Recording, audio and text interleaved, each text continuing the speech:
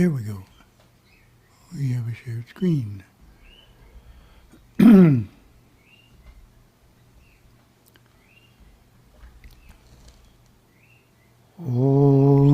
Sahana Bhavatu Sahana Bhunaktu Sahaviryam Karavavahai Tejasvinavadi Tamastu Ma Vidvishavahai. Om Shanti Shanti Shanti. Oh, we have a new one, Publisher's Desk today, that in terms of some satsangs. We haven't done this one before. How do we describe our deities? Subtitle: Hindu views of God can seem complex and confounding on first encounter. Here we explore the most important and popular. Publisher's Desk from 2015. Hindu temples typically offer descriptions of their enshrined deities, known as murtis, on their websites or in publications as an educative aid. Studying these descriptions, I found a variety of approaches conveying distinctly different perspectives on the Hindu understanding of God. These different views can be perplexing to Hindus and non-Hindus alike, especially when a temple ashram or swami speaks of one of the views as though it were the official or singular Hindu understanding. So that's an important point there.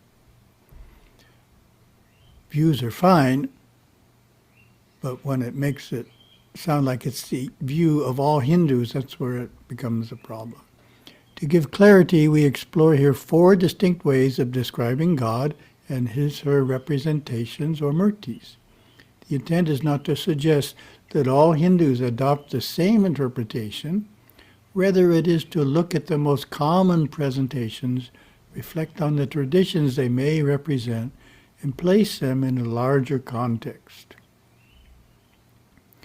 The first type of presentation is based on the popular idea, thought to originate in the Puranas, that a trinity of separate gods, Brahma, Vishnu, and Shiva, perform the basic functions of creation, preservation, and destruction, respectively. The Puranas are Hindu folk narratives containing ethical, cosmological teachings about God, gods, mankind, and the world. A multiplicity of gods and goddesses are described, and their exploits told in symbolically rich stories.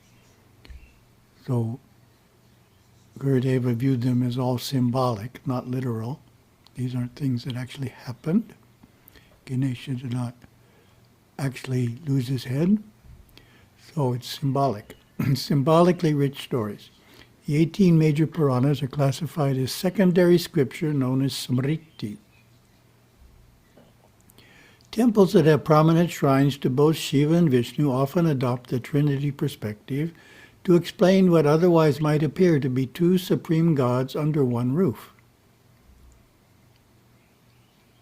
This view asserts that God Shiva, represented by the Shiva Lingam, is the Lord of destruction. Sri Vishnu, represented by the Venkateshvara Murti, is the Lord of preservation. This is presented, for example, on the website of the Shiva Vishnu Temple of Livermore, California. And then parenthesis, when this was written in 2015, and it's very interesting that it's no longer there. So he took it off. This approach creates a serious problem. Serious is misspelled. What is that problem? What is the problem of describing Hinduism as a religion that has a trinity of separate gods?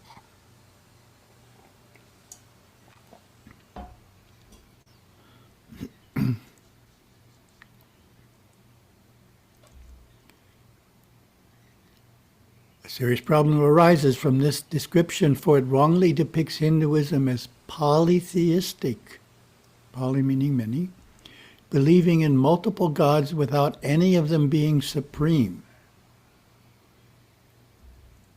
polytheistic religions are looked at as being primitive and inferior to religions that are not polytheistic. So that puts Hinduism in a category of inferior religions, if you call it polytheistic. In reality, the temple's Saivites look to Shiva as supreme, while the Vaishnavites regard Vishnu as ultimate. It also generates more questions than answers. Why is Lord Brahma, the third part of this Trinity, so rarely enshrined? Why do we find Shakti as the main deity in so many temples, when she is not part of the Trinity? Good question. There are other ways to interpret the Trinity. In Bali, while temples are built separately for Brahma, Vishnu, and Rudra, the belief is that this threefold divinity is a one divine being called Sang Yang Widhi. Beautiful Balinese temple there, very distinctive. Now to a second type of presentation which arises from the Smarta tradition, one of Hinduism's four primary denominations, along with Saivism, Vaishnavism, and Shaktism. What is the Smarta perspective of the deities? Adi Shankara, Smarta.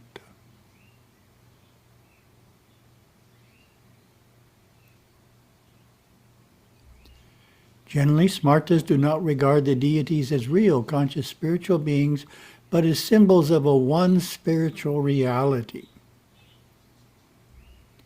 Considering the teachings of Swami Tejo Mayananda, at that time head of Chinmaya Mission, quote, "The truth pointed out in all the Puranas is that there is only one absolute reality, Brahman, from which everything has emerged. In the Ganesha Purana, that reality will be indicated by the word Ganesha, while in the Shiva Purana, the name Shiva will be used to refer to that reality. Although all deities have a second identity, in charge of particular cosmic functions, and are also known in their various incarnations on earth, that is, Vishnu as Rama and Krishna, their absolute identity is the same. As it is said, truth is one, sages call it by many names. When we realize this, we will not become confused." This perspective emphasizes a belief of the Advaita Vedanta philosophy of the Smarta denomination that the one reality, Paramatma, manifests through the various deities. When we worship any of the deities, Shiva, Vishnu, etc., it is actually Paramatma that we are worshiping.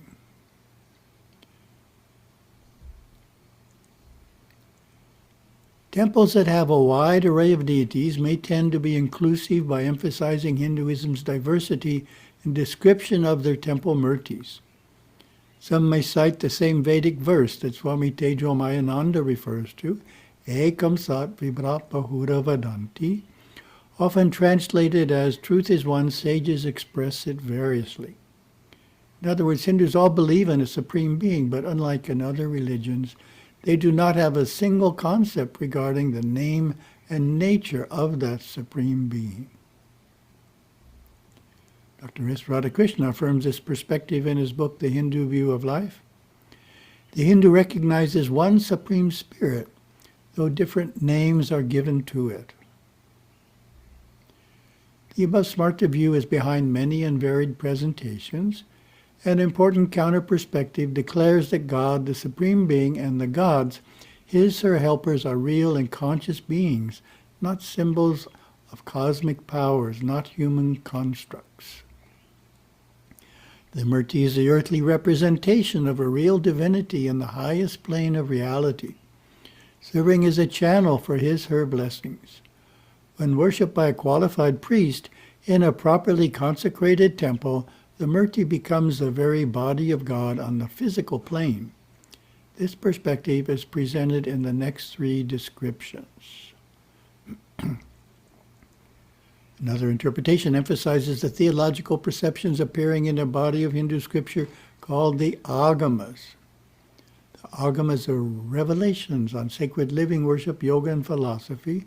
Saivas, Shaktas, and Vaishnavas regard these sacred texts as divinely revealed, Shruti, on par with the Vedas, and each denomination has its distinct collection. In the Vaishnava Agamas, Narayana, Vishnu is the supreme being. Shiva is extolled in the Shaiva Agamas as the supreme being. All the Agamas look at creation, preservation, and destruction as three powers wielded by the one supreme being and not by a trinity of separate gods. Most priests serving in North American temples have been trained in either the Vaishnava or Shaiva Agamas, and some in both. In 2014, I attended a grand consecration of the Hindu Temple of Greater Fort Worth in Texas. One of the priests explained that the Shivalinga Murti was being installed according to the traditions of the Saiva Agamas, and the Murti of Venkateshwara, Vishnu, was being installed according to the traditions of the Vaishnava Agamas. So they had one priest each trained on Vaishnava Agamas and Shaiva Agamas, doing the respective murtis.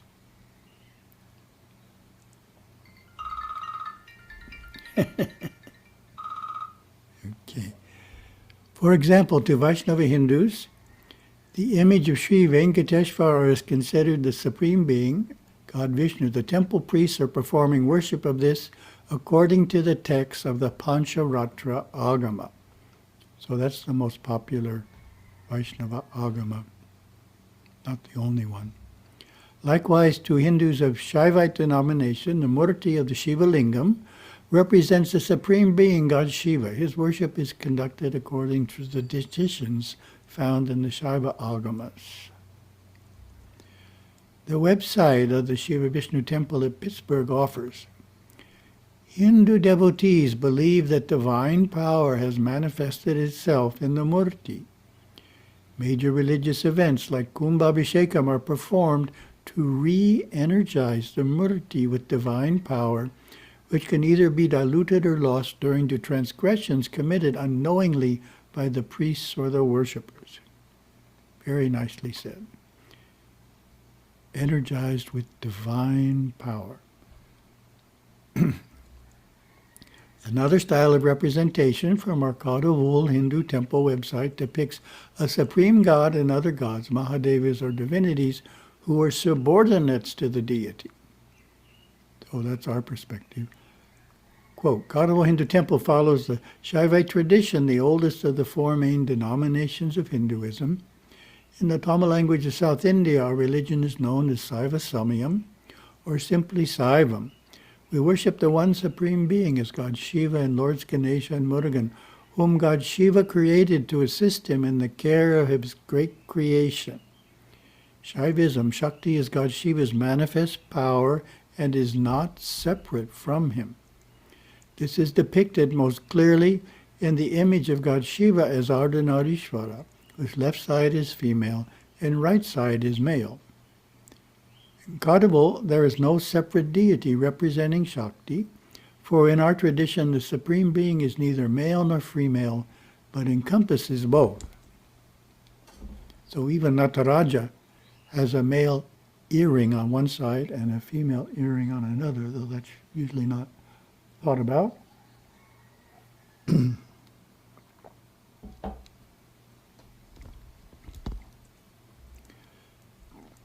At the Sri Kailas Ashrama in Bengaluru, the ultimate divine is worshipped as the goddess.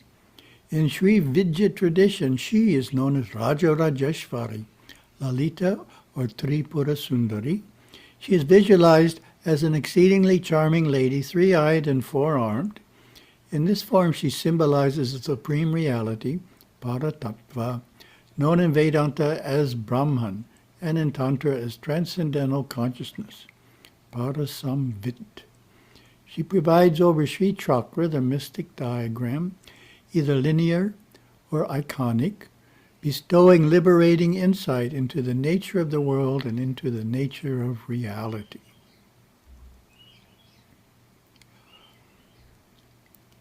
Our informal study certainly reveals the rich variety of Hindu perspectives on the divine. This article is not suggesting that all temples adopt the same view of God and the murtis. Rather, it is meant as a catalyst for temple administrators to give full attention to how they describe the deities,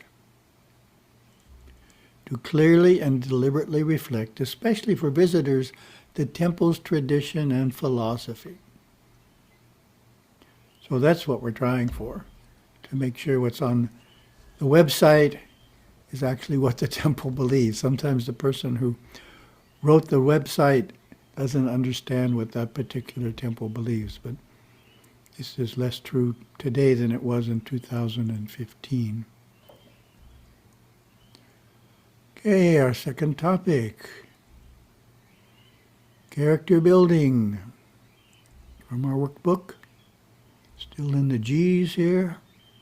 Gentleness is the 27th character quality. How would you define gentleness?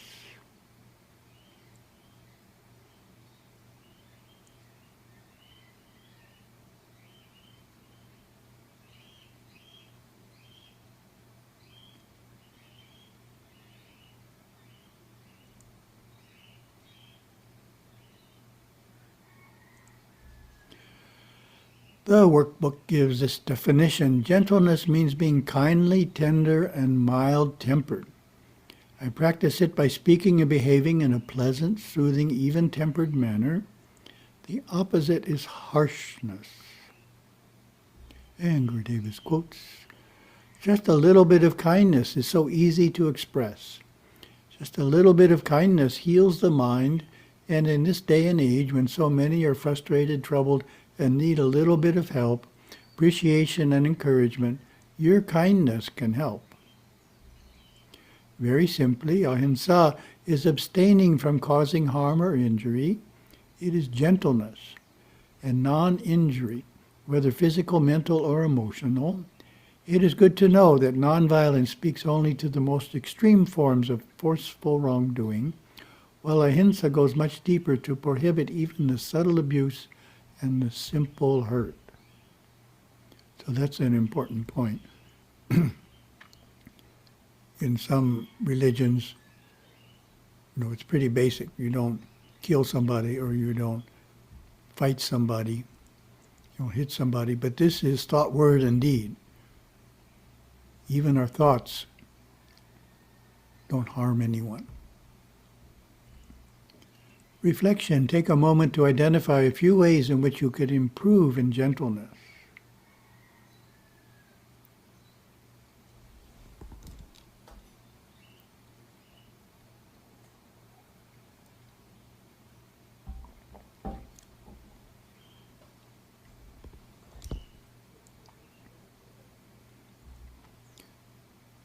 And our third topic is a different one. It's a question I asked ChatGPT. Relates to how the murtis are described. What term best describes Hinduism? Monotheistic, polytheistic, monistic, pantheistic, panentheistic, henotheistic. ChatGPT gave this answer. Hinduism is a complex and diverse tradition, and no single term fully captures its essence. However, aspects of each of these terms can apply depending on the perspective. Okay, then we're going to go through each one of them, but first we're going to ask you the question.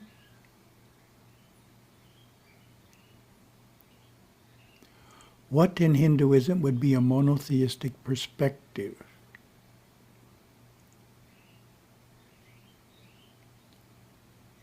Mono means one. Theistic means God.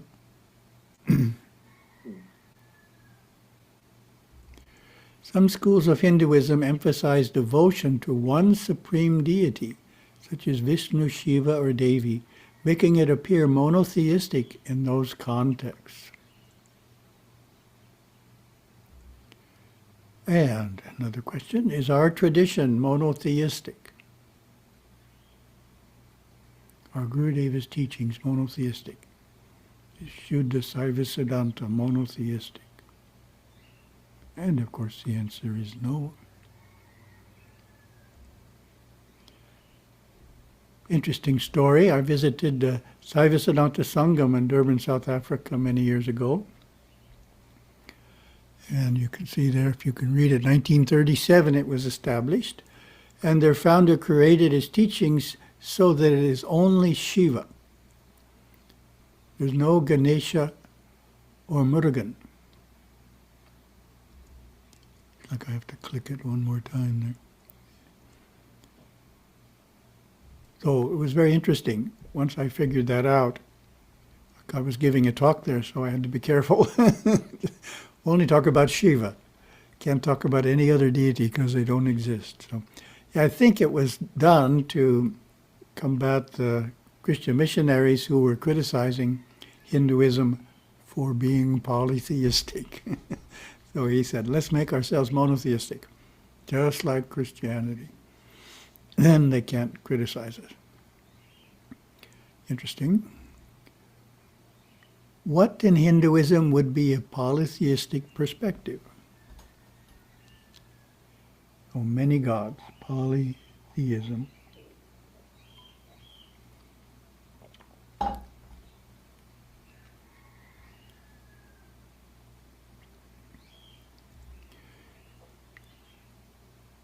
Hinduism includes a wide variety of deities such as Brahma, Saraswati, Lakshmi, and Ganesha, leading to the perception of polytheism. So if all you do is present a number of deities with no explanation, it looks like it's polytheism.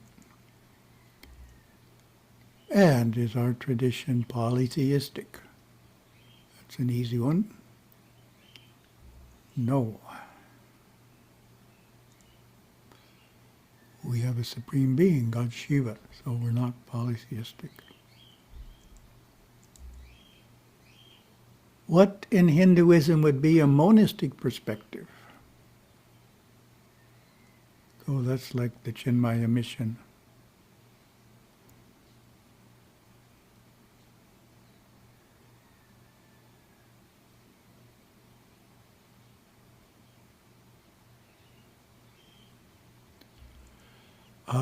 Advaita Vedanta teaches that all of reality is ultimately one and that the individual soul is identical to the ultimate reality. And that the individual soul, is identical to the ultimate reality. So as we mentioned, when you worship any deity or when you look into yourself, it's all the same thing. It's the absolute reality. Is our tradition monistic?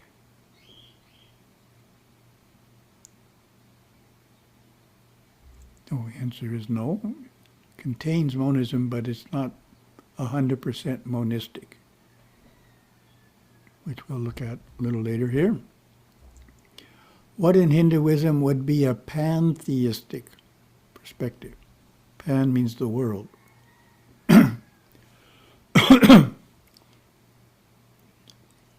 God is the world. Pantheistic. Some interpretations suggest that Brahman, the ultimate reality, is identical to the universe, aligning with pantheism. So, God is identical with the universe, and God is not anything else but being identical with the universe. Is our tradition pantheistic?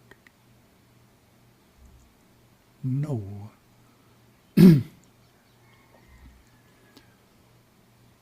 What in Hinduism would be a panentheistic perspective? God is in the world.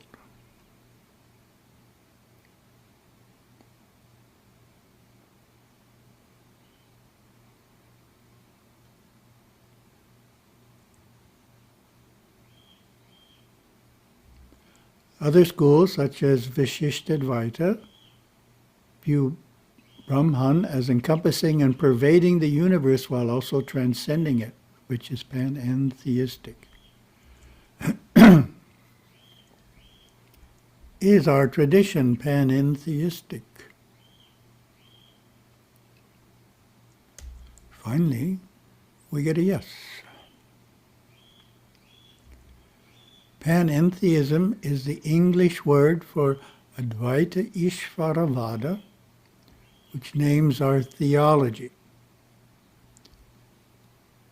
In English, Advaita is monistic, Ishvara, theistic, Vara, doctrine. So the doctrine of monism and theism. It's both monism and theism. It believes in the reality of the personal God, theism, but also that everything in the most refined level of superconsciousness is one, monism. So monistic theism, Dvaita Ishvaravada, or panentheism. What in Hinduism would be a henotheistic perspective? That might be an obscure term to everyone. Henotheistic.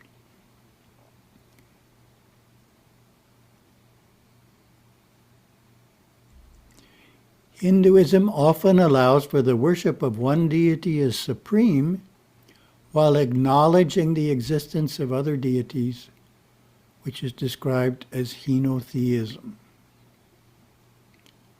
Though there's both a supreme deity and other deities who aren't the supreme deity. That's henotheism.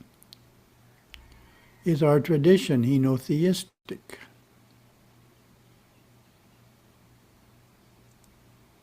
And of course the answer is yes. In our tradition, Shiva is supreme, and Ganesha and Murugan are his helpers and real beings and separate from him. So that's how we are henotheistic and panentheistic. Okay, hope that made sense. Thought that would be fun.